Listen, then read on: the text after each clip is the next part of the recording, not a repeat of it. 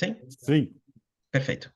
Bom, a gente vai passar por 3 momentos aqui na nossa conversa, tá? Rapidinho, eu vou me apresentar e apresentar a Eureka. Acho que é legal para vocês entenderem o ponto de partida, né, a perspectiva que a gente tem, né, que a gente adota para trazer os pontos que aqui serão abordados. Aí depois a gente vai para o segundo bloco, onde eu vou apresentar para vocês alguns insights de uma pesquisa que a gente fez. Pesquisa bem legal, eu vou falar daqui a pouquinho sobre o que é essa pesquisa. E o terceiro bloco, ele é um bloco onde a gente pode trocar. Só que a gente não precisa esperar terminar a apresentação da pesquisa para trocar sobre. Então, acho que a gente tem reservado aqui até umas 9, quase 10 horas, né, Santi? Então, se vocês quiserem ir trazendo perguntas, questionamentos, dúvidas, contribuições ao longo da fala, vocês podem me interromper e a gente vai trocando em cima disso. Beleza? Vamos lá, gente. Deixa eu clicar aqui para passar. Primeiro, apresentando para vocês a Eureka. A Eureka é uma consultoria e uma. Deixa eu. Aqui. Deixa eu não consigo mudar mais para cima isso. Tudo bem. Eureka é uma consultoria e uma plataforma digital que olha para a empregabilidade de jovens talentos. Na prática, a gente realiza 3 principais serviços, que são processos. Vocês estão vendo meu mouse aqui? Sim? Para eu sinalizar com ele? Beleza. São os processos de atração e seleção. Então, a gente realiza processos seletivos de estágio, aprendiz, trainee e estágio técnico para grandes empresas. Eu já vou mostrar para vocês algumas dessas empresas que hoje trabalham com a Eureka. São mais de 400 programas realizados desde 2011, mais de 100 programas com metas de diversidade, que é um tópico super importante. E o principal diferencial da Eureka em relação a outras empresas que podem realizar o mesmo serviço é que a gente entrega uma baita de uma experiência do candidato. E eu daqui a pouco vou mostrar para vocês porque a experiência do candidato dentro do processo seletivo é super importante para tanto o fortalecimento da nossa marca empregadora quanto a seleção dos melhores talentos para a empresa. Só que hoje, ao mesmo tempo, a gente vem conversando sobre isso bastante com a Astos, e a Astos, inclusive, é um expoente nesse sentido. Astos, enfim, para quem não sabe, é um grupo educacional, né? A gente tem um problema muito grande hoje no ensino superior brasileiro que envolve a preparação dessa galera para o mercado de trabalho. Porque, no final das contas, muitas das faculdades no Brasil, tanto públicas quanto particulares, formam as pessoas, mas não estão necessariamente preocupadas se elas estão preparadas para o mercado. Então, o que acontece é que vocês contratam um estagiário, contratam um trainee, às vezes até um analista, a pessoa, na real, não está pronta para performar do jeito que vocês esperam. Então, observando isso, em idos de 2018 para 2019, a gente iniciou o que a gente chamou de Eureka Academy, que é uma unidade de negócio que olha para desenvolvimento, que é esse terceiro bloco que vocês estão vendo aqui. Inclusive, quando eu iniciei o trabalho da Eureka Academy, eu tinha cabelo ainda, né? Hoje, enfim, já não está mais crescendo tanto, vocês veem como estressa, né? Enfim, já foram mais de 200 programas realizados para desenvolver jovens talentos e suas lideranças dentro das empresas. Então, vocês podem observar que realmente a Eureka faz bastante coisa. Nos últimos 2 anos, a gente fez mais de um workshop para treinar jovens por dia útil do ano. Então, é um volume bem grande de atividades. E dentro disso, essas são algumas das empresas que hoje acreditam e confiam na Eureka para realizar os seus programas Jovens Talentos. Só para dar uma ideia para vocês de volume, tá? A gente realiza mais ou menos umas 500 vagas por ano de estágio do Bradesco. Então, tudo que vocês olham de estagiário que entra para corporativo, para digital deles, é feito com a Eureka. A Carol falou da Renner, né? A gente ajuda a Renner com os programas de desenvolvimento de trainees e algumas turmas específicas para diversidade. A gente lançou ontem o programa de estágio da Braskem, por isso que eu comentei em relação à indústria de polímeros, petroquímica e etc, né? Então, a gente é o parceiro da Braskem para a seleção dos jovens talentos da empresa, são quase 300 vagas no ano que a gente traz ali para dentro. A gente faz os programas de trainees de auditoria da KPMG, trainee da Porto, da DHL. Cadê aqui o logo? Que eu sempre perco esse logo.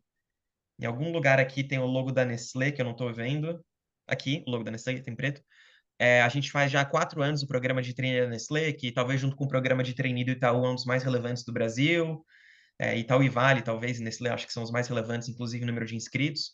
Alguns desses programas que a gente realiza batem ali 50 mil inscritos. Tem alguns programas que a gente fez que já passaram de 150 mil inscritos também. Então, não é uma medida, número de inscritos de qualidade no processo. Posso ter um monte de inscrito, mas não selecionar ninguém bom, né? Mas indica muito dessa atração, né? Dessa estrutura para realizar programas de grande volume. Mesma coisa em desenvolvimento, né? Então, desenvolvimento de estagiários da Siemens, da CCR, que também está aqui em algum lugar. mais de 100 estagiários, né, que participam desses programas, todos eles a Eureka apoia. As principais empresas de ferrovia do Brasil, MRS, VLI, Rumo Logística, que não está aqui também, mas a gente apoia, então é uma envergadura bem grande. Vocês podem ver como as maiores empresas do Brasil confiam na Eureka para realizar suas estratégias de jovens talentos. E é desse background que eu vou trazer para vocês tudo que eu estou discutindo aqui, tá bom? Esqueci de colocar o slide da minha apresentação, né? Mas me apresentando também, eu me chamo Guilherme, eu sou um dos sócios da Eureka, eu estou no nosso time faz mais ou menos uns 7 anos. Hoje, dentro do meu guarda-chuva, eu sou responsável pelas áreas comercial e marketing da empresa, aquela iniciativa de desenvolvimento de jovens talentos, eu iniciei ela ali em de 2018 a 2019, como eu comentei com vocês. Também tive uma trajetória já por tanto movimento estudantis, quando estava na faculdade e tudo mais, mas pós isso também no Instituto Capitalismo Consciente, que é uma organização da sociedade civil muito importante para advocacia das pautas ESG dentro do ambiente de C-levels e altas lideranças corporativas no Brasil. Legal? Então, tudo isso sempre trabalhando em relação a como inserir os jovens no mercado de trabalho. Então, é um pouco desse background que eu vou conversar com vocês. Certo? Então, estão me acompanhando? Bom, eu falo rápido, tá? Qualquer coisa vocês pedem para eu reduzir a marcha, porque às vezes eu desengato a falar e vendo uma palavra na outra, parece que eu estou fazendo um rap aqui. Mas aí eu queria começar, pessoal, com uma simples pergunta, tá? Por que que, na visão de vocês, inovar é importante para o RH? E eu assumo que todo mundo que está aqui entende que inovar é importante de alguma forma. Senão, vocês não iam estar num ecossistema do Senex, etc., que pulsa toda essa cultura de inovação. Então, eu queria bem rapidinho, assim, 2 pessoas, só para me dizer por que que, na visão de vocês, inovar é importante. Pode ser? Dentro do RH. Quem que quer tomar a frente? Eu entendo que isso é importante tanto para os profissionais internos, né, como também para a gente ter mais atratividade, né, uma empresa com uma marca empreendedora, empregadora, né, então Uhum, acho que uhum, isso é bem importante para que a gente esteja sendo vistos, né, acompanhando aí as tendências, né, de mercado e do aham, RH, né? aham, aham. Legal, Patrícia. Você trouxe um ponto legal de tendência de mercado, marca empregadora. Eu vou dar minha visão também daqui a pouco, tá? E talvez problematizar um pouco em cima desse tema. Mais alguém quer trazer uma visão? Além da Patrícia? Eu acho que não é. Acho que inovação já é uma palavra que não tem como estar desconectada da nossa realidade enquanto área de RH. A gente tem Aham, falado muito aqui no Real Poder do RH sobre o papel estratégico de carregar a empresa do lugar A para o B, que é sempre um objetivo. Algum objetivo a aham, gente tem anual e de cultura, enfim. E uhum. isso passa pela questão da inovação, não tem como ser diferente. E inovar não necessariamente significa grandes coisas, né? Mas a gente poder Perfeito. trabalhar eventualmente a todo momento com pequenas melhorias de um jeito diferente. E aí depende, claro, de cada ecossistema que a gente faz parte, mas normalmente vai estar vinculado à simplificação, vai estar vinculado a time, lead time, etc, né? Então acho que é nesse sentido. Legal, Carol. Eu gostei que você trouxe uma visão bastante sóbria do tema, tá? Quando você fala simplificação, redução de lead time, porque no final das contas, quando você fala sobre isso, você está falando sobre não necessariamente o que de diferente você quer fazer no processo, mas qual o resultado que você espera, certo? O que que eu acho que é super interessante quando a gente trabalha com, inclusive, essas grandes empresas que eu trouxe para vocês, porque às vezes a gente acha, cara, puta, é uma multinacional e tal, tudo que eles fazem deve ser de ponta, eles têm ciência e base para tudo. Mentira, não tem, tá? O que que a gente observa, assim, o RH, é, vocês vivem isso na pele. Ele é uma área que muitas vezes, até quando principalmente quando a gente olha para empresas que são mais de base industrial, engenharia e etc., é a área que ela é mais desacreditada dentro da empresa, né? Então, a tal política da RH não funciona, não selecionou o perfil certo, tem que trazer mais gente que olha, que tem essa característica, sei lá, de lógica, porque sim, porque assado, e do outro, isso que vocês estão fazendo não é assim, porque eu que sou gestor e entendo da área, e a gente fica muito nessa pressão de buscar atender o negócio, esse cliente interno, Geralmente a área que tem menos orçamento dentro da empresa, e vocês sofrem pra caramba para fazer com que os processos e os projetos sejam executados com qualidade e tudo mais. E quando a gente olha para mercado, a gente olha, putz, a minha concorrente lançou um processo que tem um chatbot, eles colocaram um metaverso, fizeram um processo exclusivo para diversidade, para mulheres em engenharia, só para pessoas negras, né? Pós-pandemia ali, idos de 2020 para frente, a gente começou a ver muitas iniciativas que olham para processos afirmativos, embora agora isso está começando a perder força, como já era imaginado, né? A gente pode conversar um pouco mais sobre isso também. Mas o fato é que o RH é uma área muito pressionada. E conversando com essas empresas que a gente atende, a gente observa, e daí a conversa que a gente vai ter aqui, eu vou fazer ela muito focada nesse subsistema de atração e seleção. A gente não vai entrar tanto no desenvolvimento, por mais que permeie algumas coisas, tá? Quando a gente está conversando com essas grandes empresas sobre, pô, o que que elas querem para o próximo programa de trainee delas, a gente ouve em 99% das reuniões, eu quero um processo seletivo inovador. Aí a gente pergunta, ok, mas o que é um processo seletivo inovador para você? Aí ela fala, eu quero chatbot, eu quero metaverso, eu quero gamificação, eu quero isso, eu quero aquilo, tal. Super legal. Mas aí a gente pergunta, tá bom, mas por que você quer, por que inovação é importante no seu processo? Por que você quer colocar essas features dentro do seu processo seletivo? E daí já perceba o que diferencia do que Carol trouxe, né?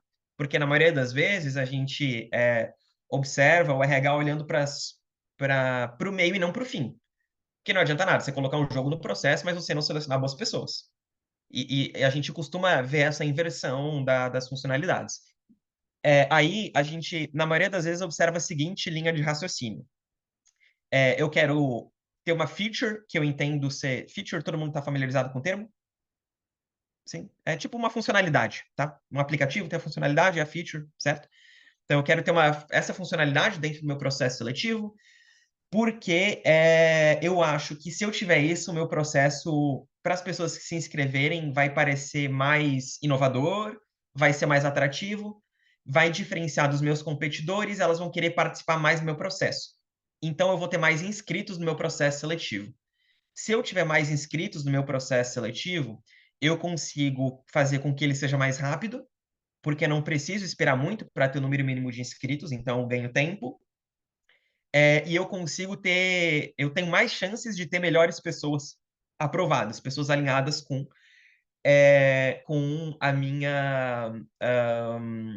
com as minhas expectativas, porque eu tenho mais gente, lei dos grandes números, eu tenho mais chance ali, percentual e números absolutos, de ter pessoas dentro do perfil que o meu gestor quer.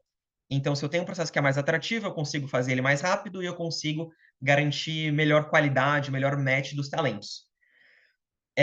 No final das contas, a maioria das respostas que os nossos clientes dão sobre por que eles querem inovar é para isso. Só que o que acontece, justamente, é que eles olham, esses RHs que a gente tem muito conversado, olham para a solução e não necessariamente para o problema. E tem mais um ponto. Eles olham para a inovação da perspectiva deles. Mas a gente sabe, principalmente quando a gente olha para design thinking, para várias coisas, que a visão do cliente da solução é mais importante do que a visão de quem está construindo o produto. Porque se eu construo algo com base na minha visão, mas na realidade a dor que a pessoa, que é cliente do produto, vai enfrentar não é essa, então eu não estou resolvendo problema nenhum. Eu estou gastando dinheiro sem mexer o ponteiro do meu indicador. Porque lembrando, né, o indicador é lead time, match dos inscritos, satisfação do gestor, índice de retenção pós-programa, se eu acertei na seleção e depois no desenvolvimento eu vou talvez efetivar esse estagiário ou contratar esse aprendiz, que seja. E quais são os dois clientes do processo seletivo? O primeiro deles é o gestor, talvez o mais importante, porque não adianta nada a gente fazer um processo que todo mundo ama, mas o gestor não gostou do talento que foi selecionado. Então, existe a demanda do gestor. Só que a demanda do gestor, o RH, ele até conversa, né? Porque, primeiro, assim, se o gestor não gosta, ele reclama. E é isso que muitas vezes desgasta a gente dentro dessa rotina de RH. Então, beleza. Um dos clientes a gente está sempre ouvindo. A questão é que o segundo cliente do processo seletivo, muitas vezes a gente esquece que é o candidato. Se o candidato não tem uma boa experiência no processo, se ele não recebe retorno, se o processo é muito longo, se ele não entende por que que ele precisa realizar essa etapa avaliativa para determinada vaga, se ele realiza 1000 etapas e nunca recebe um retorno, ele não vai gostar do processo seletivo. O que que acontece se ele não gosta do processo seletivo? Ele não vai mais se inscrever para trabalhar na nossa empresa, ele não vai recomendar a nossa empresa para outras pessoas. Em um nível mais extremo, pode ser que a pessoa até não queira nem mais consumir dessa empresa, porque ela se indispôs, né? A empresa, enfim, nunca deu uma resposta para ela de um processo seletivo que ela gastou horas e horas fazendo 1000 testes e etc. Ela só entregou e nunca recebeu nada em retorno. Então, tanto nesse ponto quanto em vários outros, a gente observa que existe uma carência do RH em entender o público externo. Se eu quero fazer uma coisa diferente, inovar, diferenciar minha marca empregadora, não tem como eu fazer isso sem levar em consideração a opinião de quem vai se inscrever nesse processo seletivo.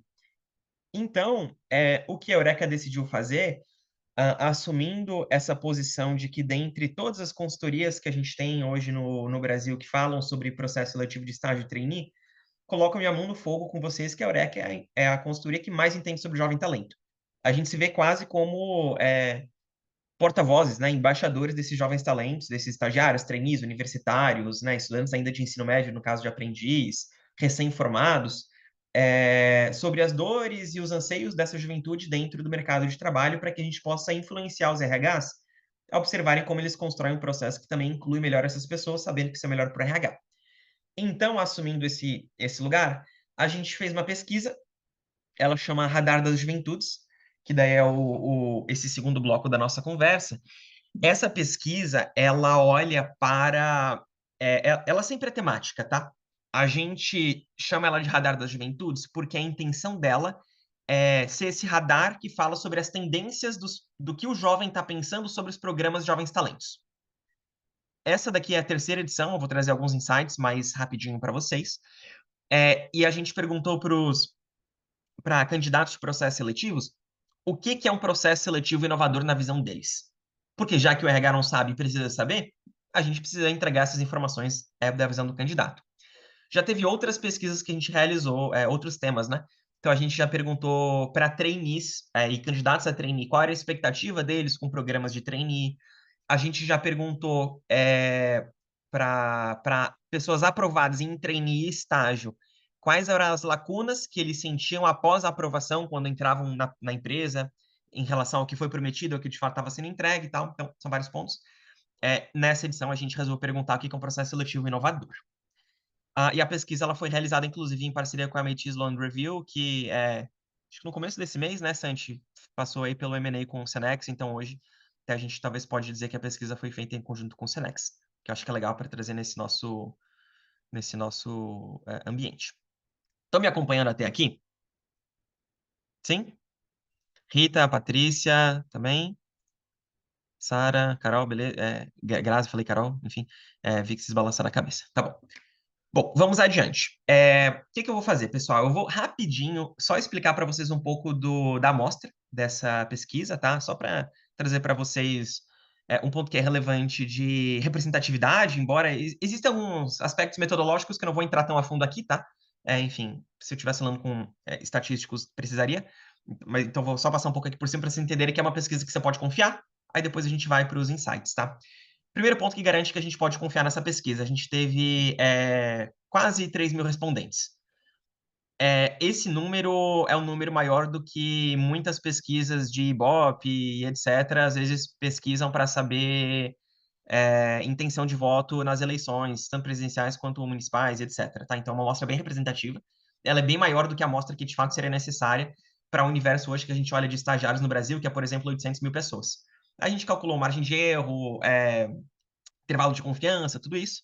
Então, é uma pesquisa que ela, dentro desses padrões, a gente pode assumir que ela é verdadeira para esse público que eu vou mostrar para vocês. Maior parte dos respondentes são mulheres, maior parte é heterossexual, mas a gente tem uma representatividade aí também de pessoas bissexuais, homossexuais, perto aí quase dos 20%, que também, a princípio, é algo próximo do que a população brasileira tem hoje, né? Os dados mais confiáveis que a gente tem. A gente tem uma representatividade de mais de 50%, na realidade, entre os respondentes de pessoas pretas e pardas, então, de alguma forma, também está bastante próximo da realidade brasileira, que é 56% de pessoas negras. E a gente tem aproximadamente 4,2% de pessoas com deficiência. O Brasil hoje tem mais pessoas com deficiência do que isso, né? Não lembro agora, acho que são em torno de 20 ou 30% da população brasileira que possui algum tipo de deficiência. Mas quando a gente olha para ensino superior, esse número ele é perto de 3%, se eu não estou enganado. Então, considerando que a gente está realizando uma pesquisa que olha muito para trainee e estágio, essa amostra ela também está alinhada com o que a gente espera do público que pode se inscrever nesses processos, tá? E a representatividade, ela também está correspondente com a concentração a regionalização dos respondentes está coerente com a distribuição dos programas de estágio de trainee. Maior parte em Sudeste, principalmente São Paulo, um pouco em Minas, um pouco Rio, mas grande parte em São Paulo. Nordeste depois, em seguida Sul, aí a gente tem Centro-Oeste, Norte, já com operações mais escassas, né? A maioria das vezes, quando a gente tem vagas para Centro-Oeste, Norte, são fábricas de empresas que estão sediadas aqui no Sudeste, tá bom? Então, nesse sentido, a pesquisa ela também faz sentido. E qual que era o grande filtro que a gente tinha para essa pesquisa? As pessoas elas precisavam ter sim, participado de processos seletivos nos últimos 2 anos. Se ela não tivesse participado de um processo seletivo nos últimos 2 anos, ela não, na nossa visão, não seria uma pessoa que poderia me dizer o que é um processo seletivo inovador. Porque, afinal de contas, faz bastante tempo que ela não tentava um processo seletivo. Então, só quem respondeu desses 2.700 são pessoas que se encaixavam dentro desse filtro. E daí vocês podem ver que 57% dos respondentes participou de programas de estágio, 31,5% de programas de trainee, que é onde eu vou focar um pouco mais das nossas análises. Ok, até aqui? Entenderam um pouquinho de com quem a gente está conversando, de quem é essa resposta? Sobre o que é um processo inovador? Certo? Beleza. Bom, aí, pessoal, agora a gente começa com o primeiro ponto. A gente perguntou primeiro para esses respondentes quantos deles foram aprovados em um processo seletivo recentemente. 30, ou melhor, vou pegar a parte negativa aqui. 65% de quem respondeu à pesquisa não conseguiu obter a aprovação dentro desse período que a gente conversou. Aí já começa um primeiro ponto. Quando a gente fala de um processo seletivo ser inovador, se a gente for adotar uma perspectiva quantitativa, se eu perguntar para todo mundo que se inscreveu, quantas pessoas vão me dizer se o processo foi inovador ou não, considerando que a maior parte das pessoas, em qualquer processo seletivo, a grande maioria das pessoas nunca passa ou não passa, um dos principais pontos de alavanca que eu tenho para mexer, para tornar o meu processo seletivo inovador, é focar na experiência de quem não é aprovado. Porque quem é aprovado já vai ficar feliz, já conseguiu um emprego. Agora, quem não foi aprovado é aquilo que eu falei para vocês. Se inscreveu, fez os testes, fez a entrevista, recebeu um retorno negativo ou nunca recebeu um retorno. Essa pessoa é a que vai ficar frustrada, não a que foi aprovada. Então, bom, então esse é o primeiro ponto, tá? Se a gente quer falar em tornar o processo seletivo inovador, faz mais sentido eu focar aonde eu tenho. Faz mais sentido inicialmente eu focar na experiência de quem não é aprovado e daqui a pouco eu vou conectar isso com outra informação. Aí a gente perguntou para essas pessoas que foram aprovadas quantos processos elas tentaram até conseguir aprovação. O que eu acho que isso chama atenção? 64% das pessoas que tiveram aprovação até o seu 5º processo. Aí, se eu for somar aqui, 30% mais ou menos das pessoas tiveram a aprovação depois do 5º processo. 18% de 6 a 10 e 6% de mais de 10 processos. O que esse gráfico me diz? Que depois que eu recebi 5 nãos, a chance de eu continuar tentando um processo seletivo é bastante baixa. Porque eu já recebi várias marteladas na cabeça, né? Putz, você não é bom, você não recebeu feedback, você não tem um perfil da posição, não tem fit cultural, vários feedbacks super subjetivos. Conforme eu vou recebendo esses nãos, a minha confiança ela vai sendo minada de que de fato eu sou competente para trabalhar, né? Aí a gente tem aquela grande massa de pessoas em desalento no Brasil, que são pessoas que estão desempregadas e desistiram de buscar um emprego. Se a gente for entrar um pouquinho mais a fundo nessa estatística, né, que não está nesse gráfico, 60% das pessoas em desalento no Brasil são mulheres negras mãe solo. Então, já tem um aspecto de inclusão quando a gente olha para como eu lido com as pessoas que não são aprovadas no meu processo. Elas vão recebendo não, vão recebendo não, vão recebendo não, até elas desistirem de buscar. Aí elas vão ou para a economia informal ou ficam desempregadas mesmo, né? E daí a gente perguntou para elas em qual etapa do processo seletivo elas sentiu mais dificuldade. E o que a gente imaginava? A gente imaginava que elas iam sentir mais dificuldade na etapa, pensando em programa de estágio, trainee, que daí a estrutura padrão é trilha online, dinâmica, entrevista, aprovação. A gente imaginou que elas iam sentir mais dificuldade nas etapas de dinâmica e de entrevista. Porque é quando você está em contato com o gestor, você está mais nervoso. Pô, você é um estagiário, você nunca participou de um processo seletivo, então é a primeira vez que você está vivendo uma situação de uma dinâmica, de uma entrevista. Eu até lembro, enfim, algumas décadas atrás eu fui aprendiz, né? Eu lembro que na minha primeira entrevista minha mãe me levou para fazer entrevista, então todo um processo que você está vivendo ali, né? Então a gente imaginou isso. O momento que eles mais sentem dificuldade quando eles estão mais à frente. Mas o que que eles falaram para a gente? A situação mais recorrente onde os candidatos sentem dificuldade no processo é na etapa de testes online de desafios. Quer dizer, logo depois que eu me inscrevo. O que daí, se a gente for pensar à luz desses dados, faz sentido, porque essa é a etapa onde a maior parte das pessoas recebe o não. A gente não quer levar um monte de candidato que, não, em tese, não faz sentido para o gestor entrevistar. A gente quer levar 4, 5, no máximo 7 para o gestor entrevistar, e aí já é bastante coisa ainda. O ideal seria levar 2, 3 só para ele decidir entre os que realmente são bons. Então, a maior parte dos candidatos acaba caindo nessa etapa, é onde recebe não ou não recebe o retorno. E também é a etapa que, na visão dos candidatos, ela menos faz sentido, né? Porque, pô, por que eu preciso saber responder um teste de lógica que bolinha bolinha quadrado para ser aprovado numa posição que olha para RH, por exemplo? Tem uma correlação entre lógica e desempenho potencial? Até tem, mas o quão próximo realmente é essa relação? E, e o quão bem a gente comunica para o candidato porque a gente está avaliando determinados aspectos. Então, se a gente quer melhorar a experiência do candidato, que é um dos aspectos de ter um processo seletivo inovador, a gente já sabe duas coisas. É importante a gente focar na experiência de quem não é aprovado, e é mais importante eu focar em como eu faço uma boa etapa de testes online do que em como eu faço uma dinâmica e uma entrevista inovadora. Porque é aqui que a maior parte dos candidatos cai. Beleza? Então, eu estou pontuando aqui com vocês alavancas, tá? Se for para eu mexer, onde é preferencial eu mexer para eu ter um melhor processo seletivo? Aí depois a gente perguntou para eles o que caracteriza um processo seletivo como inovador. Aí vocês vão observar que o RH é vidrado também, eu nem falei, né? Mas o RH é vidrado em inteligência artificial, né? Puta, eu quero um processo com inteligência artificial e tal. Ótimo. É excelente isso, porque senão a gente, em termos de produtividade, né, eficiência, tudo vai ficar para trás. Mas, de novo, inteligência artificial é o meio para determinado fim. Cada vez mais importante, a gente precisa aprender a trabalhar com isso, mas quando a gente pergunta para o candidato o que é um processo seletivo inovador, ele fala, a última opção que ele deu foi utilizar automações de inteligência artificial para facilitar as etapas do processo. O que representa um processo inovador para a maioria dos candidatos?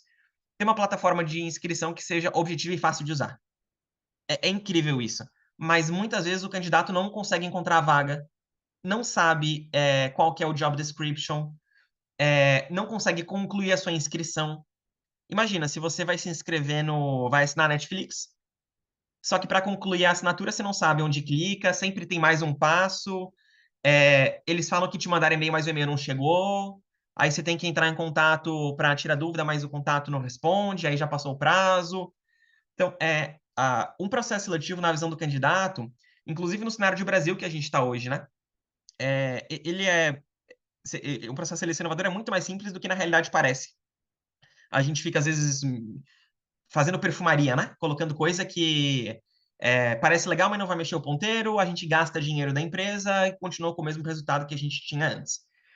Então, se for para a gente ter um processo seletivo inovador, a gente vai focar na experiência de quem não é inscrito, de quem não é aprovado, nas etapas iniciais de teste e em ter uma plataforma simples de usar que a pessoa consiga encontrar as informações e fazer o processo. Só que ela vai ter dúvidas, porque é um processo ansiogênico, né? Você tá ali, você precisa. A única coisa que não atrasa no Brasil é o boleto, né? Então, você não consegue o emprego, mas o seu boleto ele vai chegar. você está no processo seletivo, você quer ser aprovado naquele processo porque você precisa do dinheiro. Então, se você tiver dúvida, você vai querer tirar aquela dúvida o mais rápido possível. Então, na visão do candidato, um processo que é inovador, ele é um processo que ele tem um contato ágil através de mensagens de texto por WhatsApp ou Telegram para resolver dúvidas dessas pessoas, por exemplo. Pô, de novo, na visão do candidato, para inovar, você não precisa colocar ele no metaverso lá que parece o The Sims. Se você tirar a dúvida super rápido do candidato, que daí pode ser que uma primeira camada com chatbot, que é inovador, legal. Aí, se ele tiver uma dúvida que não é padrão, aí sim vai para um time de suporte, né, de pessoas, né, humanas ali. Mas na prática é mais simples do que a gente parece inovar dentro do processo seletivo. Aí a gente tem outros aspectos aqui que eu não vou entrar a fundo por conta do nosso tempo. E a gente perguntou daí, beleza, e qual que é o impacto que você espera dessas inovações? Aí ele respondeu para a gente. Primeira coisa é tornar o processo com algumas etapas mais rápidas e eficientes. Pô, eu não vou ficar gastando um tempão para fazer um processo seletivo, porque até teve uma informação que a gente coletou na pesquisa, mas que eu não coloquei aqui. A maior parte dos candidatos se inscreve para vários processos. Aí o gestor tem aquela visão, não, vamos fazer um processo super grande, porque se a pessoa não quiser terminar o processo, ela nem quer trabalhar aqui. Pô, nada a ver, né? Ela está em vários processos. Se ela não terminar, é porque teve um outro processo que avaliava o que era preciso e era mais curto. E ela priorizou aquele em detrimento do seu, que tem vários testes que avaliam o signo da pessoa. Legal? Então, um processo seletivo, ele espera que o processo ele seja mais eficiente. Ele espera que o processo, por ser mais eficiente, o RH consiga entregar um melhor feedback. Então, se a gente vai utilizar a inteligência artificial, como que a gente utiliza ela para entregar uma melhor devolutiva? Eu entrego talvez algo ali parametrizado dentro de determinados aspectos, mas eu sugiro para o candidato com base no parâmetro que ele precisa desenvolver. Diminuir o tempo do processo seletivo como um todo, que daí significa a diferença do primeiro para o terceiro, né? Que esse daqui é o tempo que eu dedico para as etapas. Esse daqui é o tempo do processo como um todo, né? Que é do momento que eu me inscrevo até o momento que eu recebo a devolutiva. Às vezes leva meses. Pô, o candidato, ele precisa do emprego para amanhã. Se ele fica ali no limbo, ele vai desistir, vai esquecer, enfim, vai perder o engajamento dele. Então, dois principais aspectos que ele espera quando a gente fala de inovação na visão do candidato, reduzir o tempo que ele precisa investir no processo e receber o melhor feedback. Se a gente conseguir entregar esses dois benefícios, melhora. E daí vejam como isso bate com aquilo que a gente viu antes, né? Se eu entrego um melhor feedback, eu estou focando na experiência de quem não foi aprovado. Se o candidato gasta menos tempo no processo, e esse tempo ele envolve muitos testes, que às vezes são demasiados, eu também estou atuando nessa etapa que gera mais frustração. Legal? As coisas elas começam a se encaixar. Aí a gente perguntou o que piora a experiência no processo. Eles falaram para a gente, processos seletivos demorados e com muitas etapas, insegurança quanto às minhas qualificações. Aí um ponto interessante, quando a gente faz recorte para mulheres, essa insegurança quanto às qualificações solta lá para cima. Que tem várias pesquisas que mostram, né, que um homem, quando ele preenche 6 de 10 requisitos, ele se inscreve para uma posição. Uma mulher, quando preenche 8 de 10 requisitos para a mesma posição, não se inscreve porque acha que ainda não é capaz para isso. Então, tem toda uma questão de autossabotagem que a gente precisa fortalecer nesse aspecto de diversidade no mercado. Então, acho que esses são alguns pontos que os candidatos falam que piora a experiência dentro do processo, que também são pontos para a gente observar. E a gente perguntou para eles o que leva você a desistir do processo. Que daí é aquilo que a gente fala, pô, aprovei o candidato, mas ele desistiu. Como que ele desistiu logo em cima? Pô, passei por tanta gente no processo e ele faz isso comigo, né? Agora eu vou ter que buscar outra pessoa para preencher a vaga porque tal pessoa declinou. Primeiro ponto que leva essas pessoas a desistirem de um processo é realizar um investimento financeiro. Então, por exemplo, o gestor quer fazer uma etapa presencial. Pô, pegar caso de São Paulo aqui para vocês, tá? Tem candidato que a gente já conversou que ele precisava pegar 4 conduções para chegar na empresa. A chance dele chegar atrasado ou dele não ter o dinheiro para pegar metrô, CPTM e 2 ônibus, putz, 20 reais para quem não tem emprego, não sei para vocês, mas para algumas pessoas, às vezes falta esse dinheiro. Então, um processo seletivo online ele vai ser sempre melhor da perspectiva do candidato. Em empresas mais conservadoras, eu sei que isso é difícil, ainda mais aí no interior, em algumas localidades do interior, na realidade, mas é um ponto que contribui para a experiência do candidato. A remuneração é mais relevante do que o benefício, se a gente for pensar em competitividade para reter essas pessoas, mas se ele recebe uma proposta que não está condizente com o que ele imaginou que seria, ele tem uma outra proposta melhor, ele vai ir para essa proposta melhor. O financeiro, ele continua sendo importante, e depois a gente tem outros aspectos que a gente já falou, né? Processo seletivo longo e tal. Então, pô, coloquei uma gamificação no processo, acho que está super inovador, mas está todo mundo desistindo. É porque a gente não olhou para o ponto certo. Legal? De novo, sempre focando no resultado que a gente quer e não no meio necessariamente que a gente escolhe para ele. E depois a gente perguntou o que torna a experiência no processo seletivo mais satisfatória. O que ele trouxe? Primeira coisa, detalhamento sobre meu desempenho e agilidade na informação de aprovação e reprovação, que bate com o que a gente acabou de discutir. Último ponto que eu queria trazer aqui para vocês é sobre o que torna os atributos que, na visão do candidato, tornam o processo mais atrativo para ele. Então, o que ele falou? Eu poder trabalhar na minha área de atuação, ter a possibilidade de aprendizado constante, remuneração e benefício, a empresa ter boa reputação. Então, às vezes a gente acha que minha empresa teve um caso de racismo, teve um caso de homofobia, teve um problema ambiental, se envolveu em alguma questão política, ética, etc. Isso não vai gerar impacto no número de inscritos do meu programa? Isso vai gerar impacto no seu número de inscritos do programa. 86% da geração Z está disposta a deixar de consumir de uma marca que se envolveu em escândalos políticos ou éticos recentemente. Pô, se eu estou disposto a deixar de consumir dessa marca, imagina disposto a deixar de trabalhar nessa marca, né? Então, existem alguns pontos que também influenciam dentro desse aspecto de um processo inovador e com uma boa experiência do candidato, que é o que a gente conversou lá na frente. Aqui eu tenho um breve resumo desses pontos que eu trouxe para vocês, mas o mais legal disso é que essa pesquisa está disponível para download na íntegra, tá bom? Então, se vocês quiserem escanear esse QR Code, vocês vão para o download da pesquisa. Depois eu posso mandar para o Santiago também, e vocês conseguem baixar ela. Passou rápido, né? 9h52 já. Aí, gente, eu queria saber o que vocês acharam desses insumos. Legal?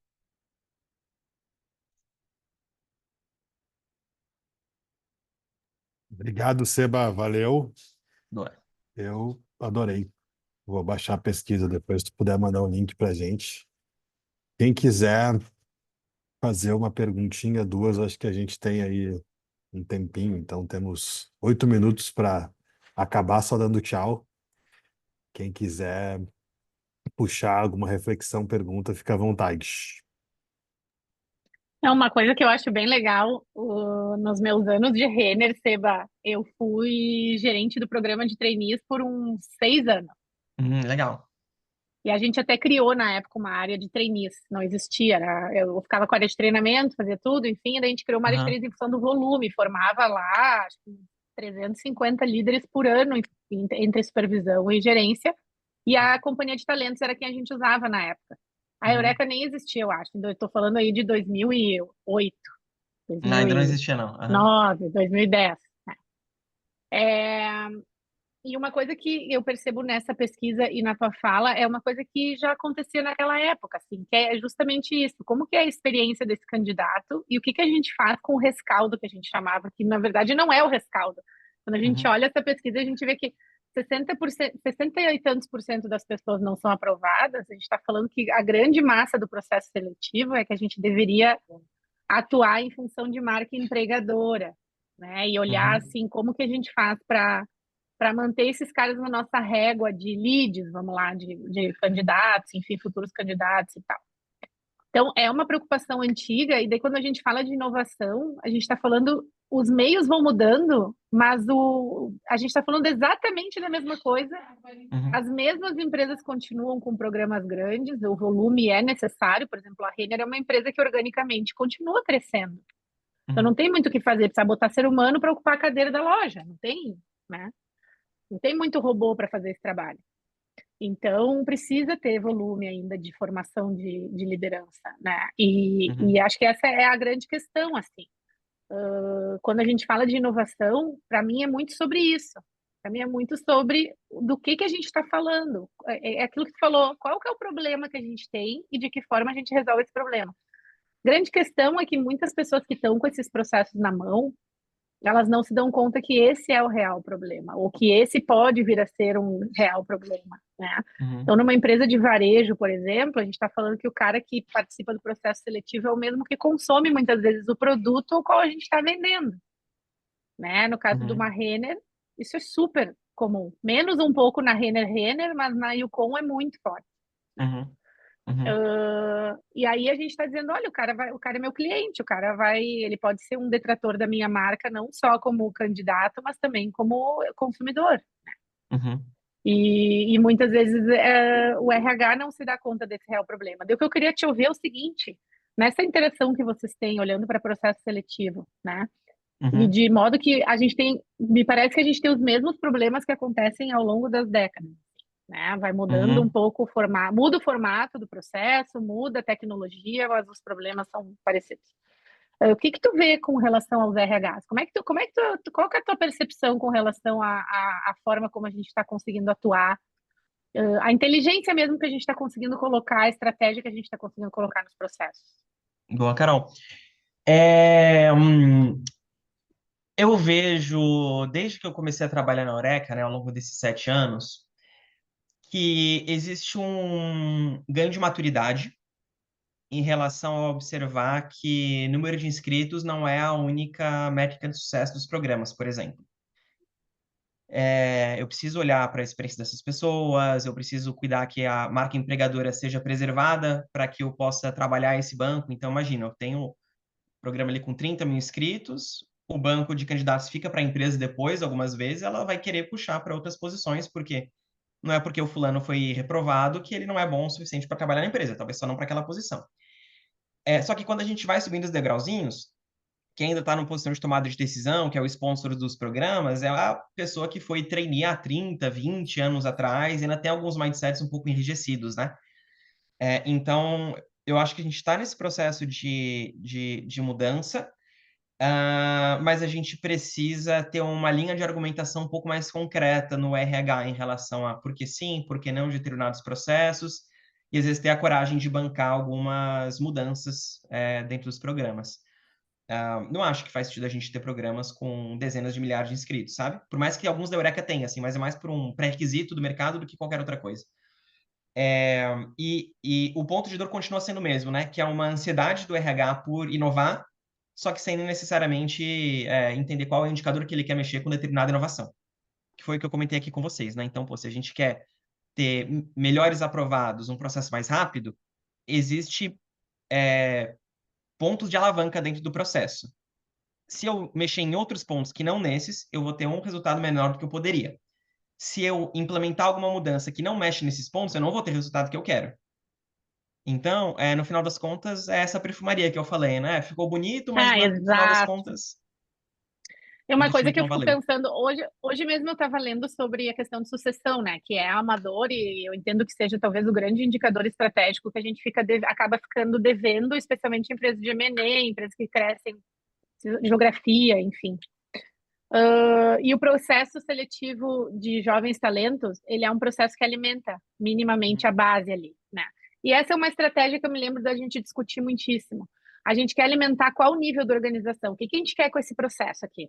Né? A gente quer alimentar base para a gente poder ter gente do meio do caminho para cima e começar a alimentar daqui, ou a gente quer qualificar já do meio, que era o caso da Renner, a gente já queria qualificar o nível gerencial para poder partir dali para a sucessão de posições mais chaves, né? Vocês têm esse tipo de conversa? Como é que é o RH nesse tipo de interação? Assim, que é isso? A gente quer o que com esse programa? No final, a gente quer alimentar qual linha sucessória dentro da companhia, ou a gente quer só por volume? Enfim, vocês têm esses papos assim? Legal. Quando a gente fala de programas de trainee atualmente, a maior parte dos programas, tanto do Eureka quanto do mercado no geral, coloca os trainees pós-programa como analistas seniores. Algumas empresas, principalmente a depender do desempenho do trainee, colocam como coordenador ou especialista, mas são casos mais raros, enfim, e mais específicos. Muito por conta do ganho de maturidade dessa pessoa.